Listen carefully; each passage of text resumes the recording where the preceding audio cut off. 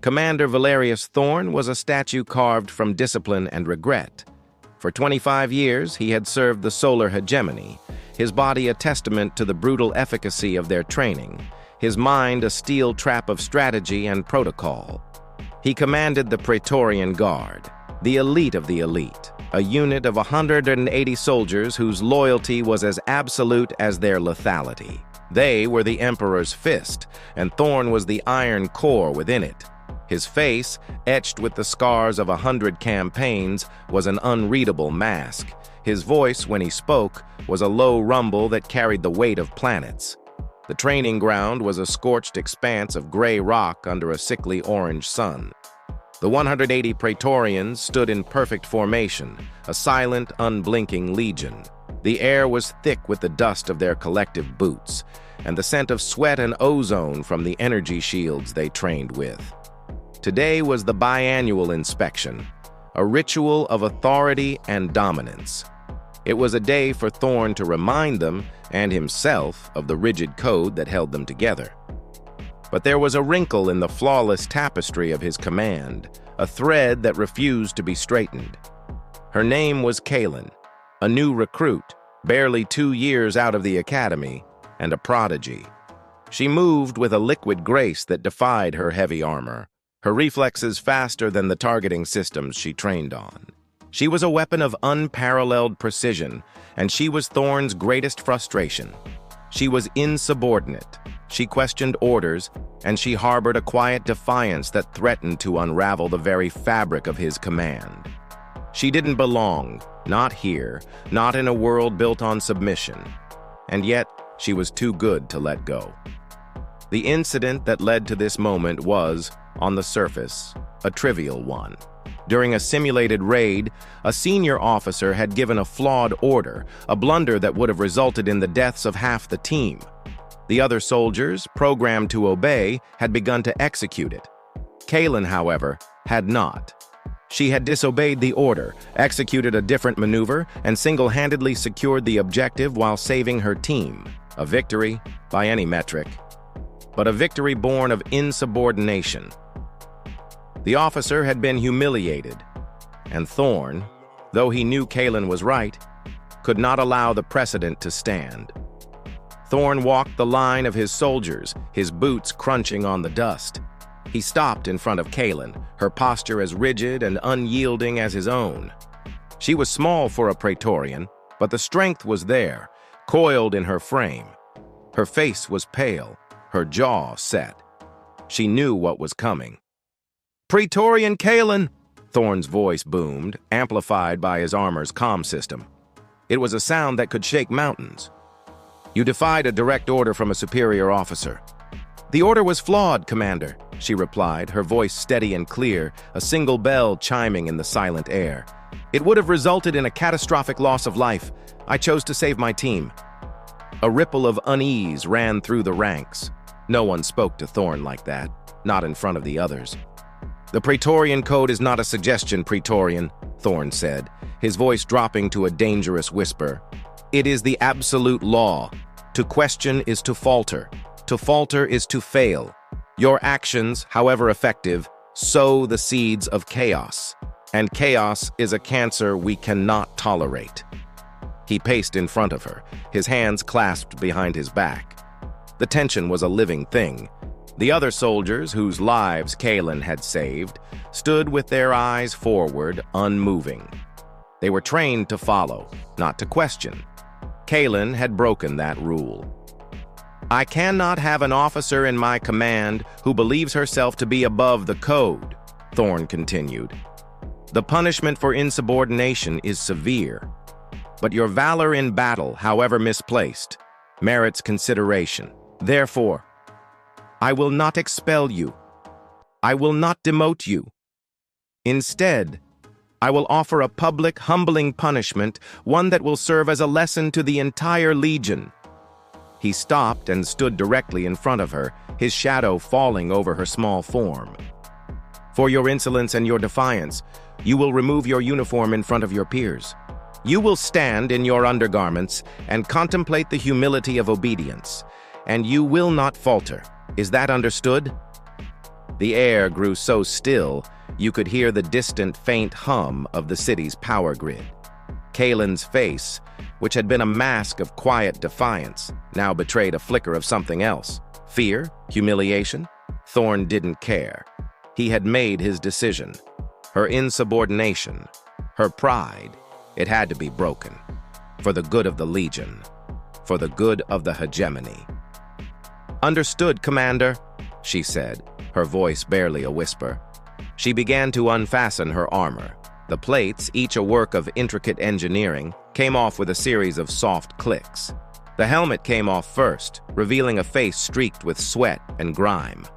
Then the chest plate, the arm guards. Each piece clattered to the ground, a little more of her authority chipping away with each sound. The 180 soldiers watched, their faces impassive. This was a lesson. It was ugly, but it was necessary. Finally, she was down to her inner tunic, the thin gray fabric of a Praetorian undershirt. She looked at Thorne, her green eyes holding a plea he chose to ignore. His resolve was a wall of stone.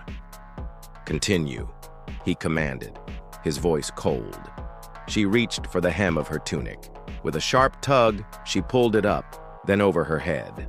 Her body was slight, but powerfully built, a network of honed muscle. But it was not the musculature that caught Thorne's eye. It was what was revealed on her left side, just below her ribs. There, etched in stark black ink, was a tattoo. It was not a common symbol, not a hegemony crest or a personal sigil. It was a symbol of incredible detail and ancient design, an intricate, stylized raven with an impossibly long wing that wrapped around her torso, its feathers morphing into what looked like a series of interlocking cryptic runes. In its beak, it held a key that was not a key, but a map of constellations, of forgotten stars. Thorne's mind, which had been a fortress of logic and protocol, suddenly shattered.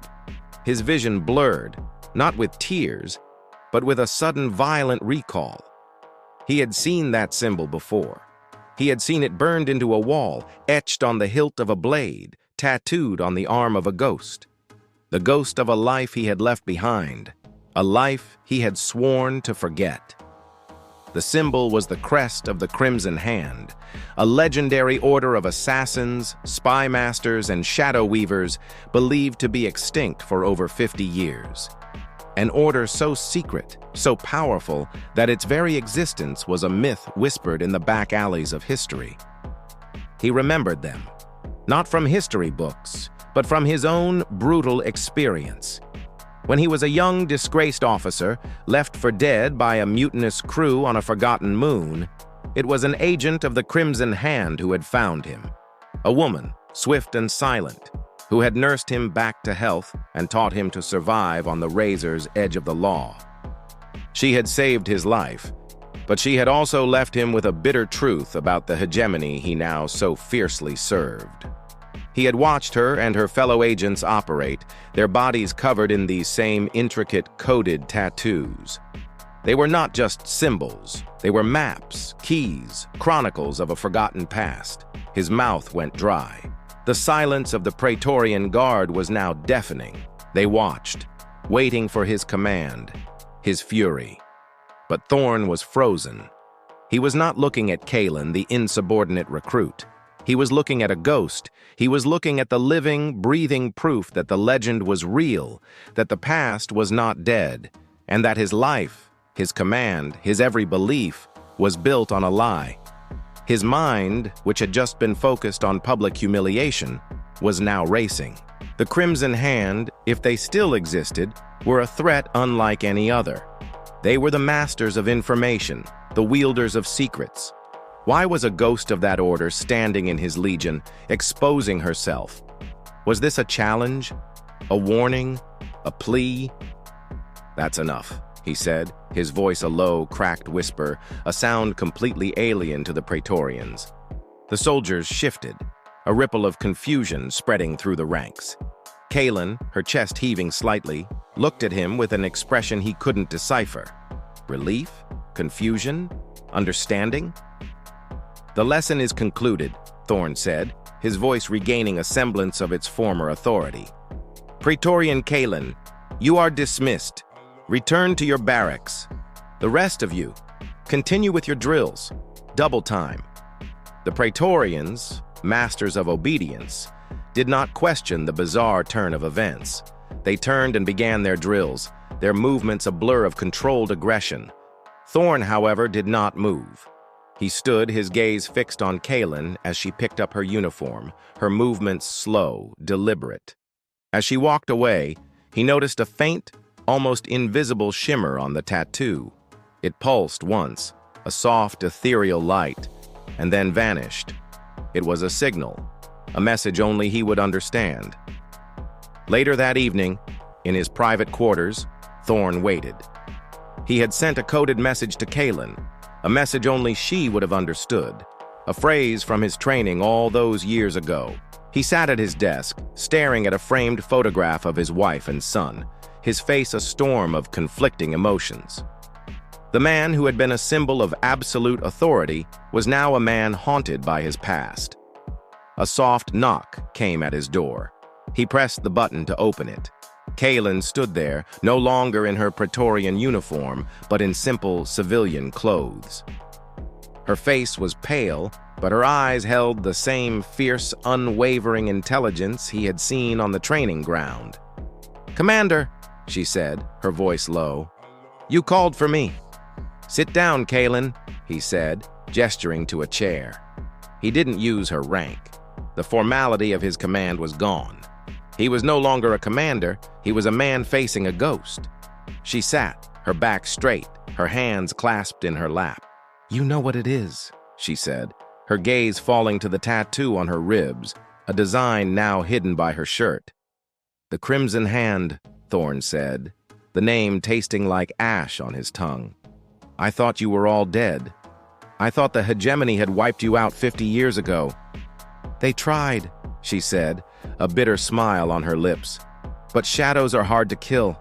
I am the last of my line, the last of the Echo unit.